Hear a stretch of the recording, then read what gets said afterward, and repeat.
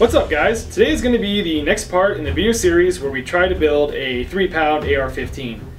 We've pretty much purchased all the parts we need. The upper, the lower, buttstock, pistol grip, barrel, muzzle device, gas block, gas tube, you name it.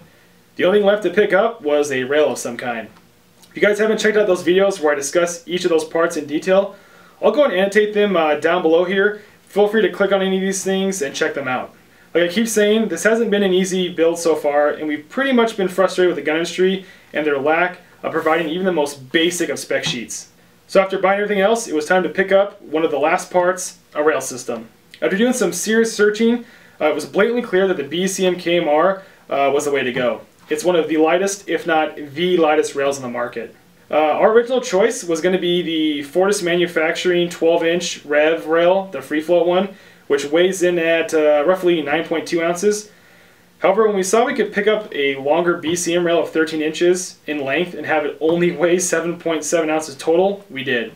Now some of you might be asking, why didn't we go with the 10-inch KMR and save on that extra ounce?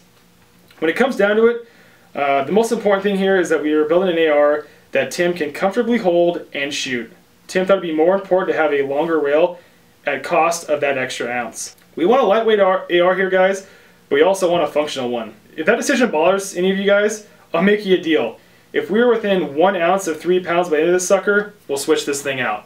So in this video, we're going to be discussing the BCM KMR rail, obviously, and you guys want to stay tuned because in the future, I'm going to be doing a comparison video of the KMR, the NSR, and the Alpha rail in size and weight. Again, the KMR is one insanely lightweight rail, guys. If you guys want a basis for comparison, go pick up a PMag. Your average PMag weighs roughly 5 ounces, and the 13-inch KMR rail alone weighs 5.5 ounces. Maybe that'll help you guys visualize how lightweight this thing really is. I was having a discussion with the guys who follow me on Facebook, and I was telling them that this thing is so lightweight, it feels fragile, like it's made out of paper mache. Now I'm sure it's comparable in strength to most rails on the market, but it just feels like it's one drop away from it shattering like glass. How BCM pulls this off is by the material they use to make the rail. It's a magnesium blend, just like our Mag Tactical Upper. It's mostly magnesium with some aluminum blended in there.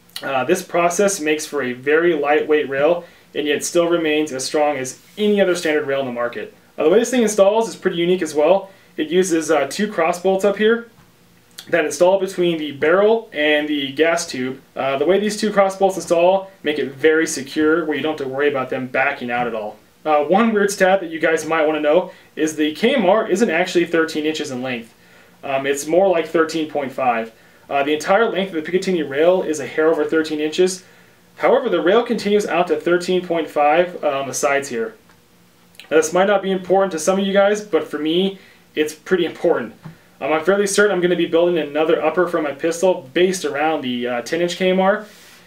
I'm going to have the barrel custom cut by Civ Tactical, so it ends right at the end of the barrel, or right at the end of the KMR, sorry.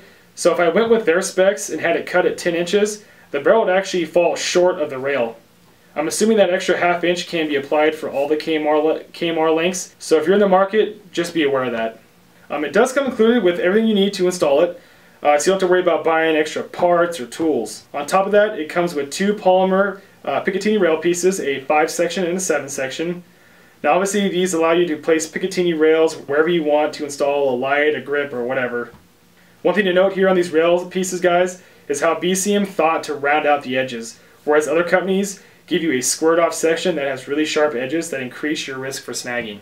On a side note, I'm sure you guys have seen plenty of videos online where people complain about the finish of the KMR.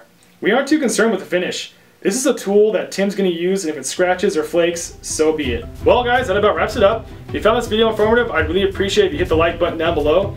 If you guys haven't subscribed already, please do so as well. If you have any questions, comments, concerns, leave them down in the comment box as well. As usual guys, take care, stay safe. We'll see you next time.